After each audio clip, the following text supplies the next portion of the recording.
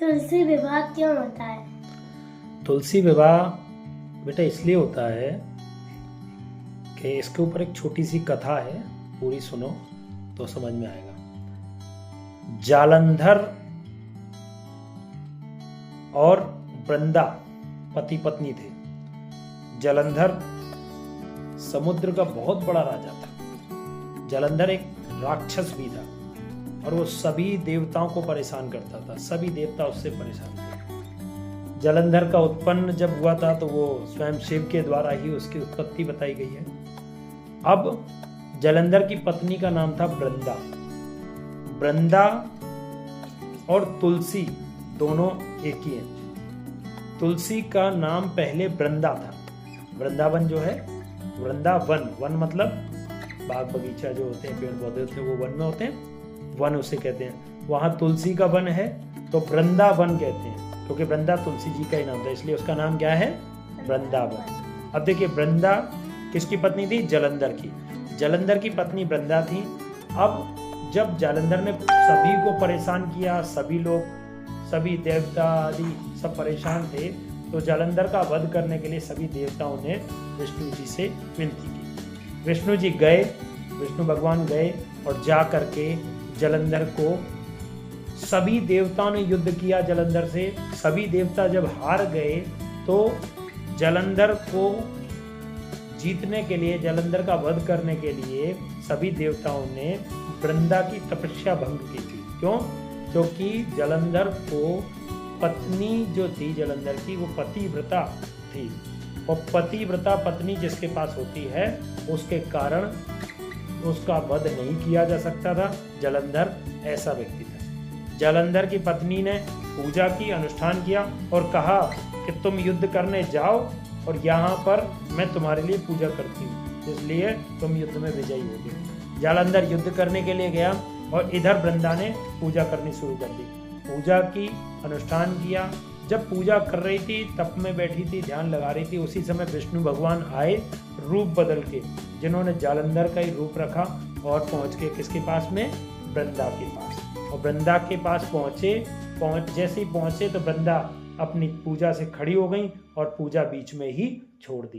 पूजा से जैसे ही खड़ी हुई उसी समय जालंधर का वध कर दिया गया।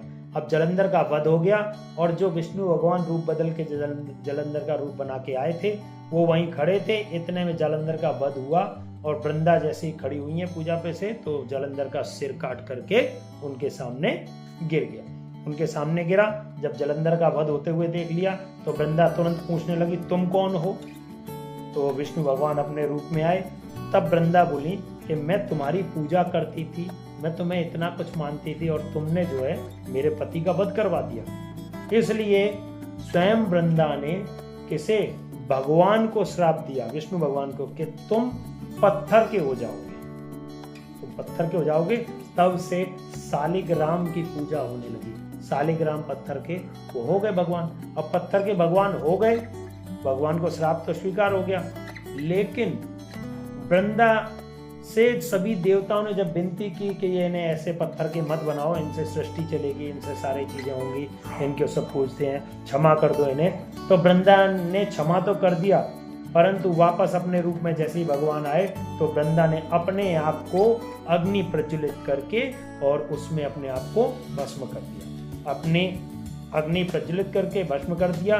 जैसे ही अग्नि में भस्म हुई वृंदा, तो उनकी जो राख थी वो उठाई विष्णु भगवान ने और राख उठा करके दुखी होने लगे। फिर उस राख से, उनकी जो राख थी उससे तुलसी के पौधे उत्पन्न हुए। उसे जहां जहां छोड़ा, जहां जहां पर लगाया, वहां वहां तुलसी के पौधे उत्पन्न हो गए। तब से विष्णु भगवान बोले कि मेरा एक रूप और होगा जो शालिग्राम नाम से होगा और शालिग्राम की पूजा हुआ करेगी। शालिग्राम का विवाह लक्ष्मी जी से, मेरा एक विवाह होगा जो लक्ष्मी जी से नहीं, स्वयं तुलसी से होगा और तुलसी मेरी पत्नी कहलाएंगी। इसलिए उन्होंने तुलसी को अपने सिर पे रखा है। कहाँ पे? शालिग्राम भगवान ने अपने सिर पे तुलसी को रखा है। तुलसी का विवाह शालिग्राम से इस कारण होता है, ये तुलसी विवाह है ना। तब से, और उन्होंने कहा है मुझे कोई भी कुछ भी भोग देगा तो जब तक मुझे स्वीकार नहीं हो, जब तक तुलसी मेरे पास नहीं है। तो भगवान को जब भी भोग लगाते हैं तुलसी देते हैं, और शालिग्राम की पूजा करते हैं तो तुलसी अवश्य दी। कोई कथा करते हैं उसमें भी शालिग्राम और तुलसी ली जाती है। बोले विष्णु भगवान की जय।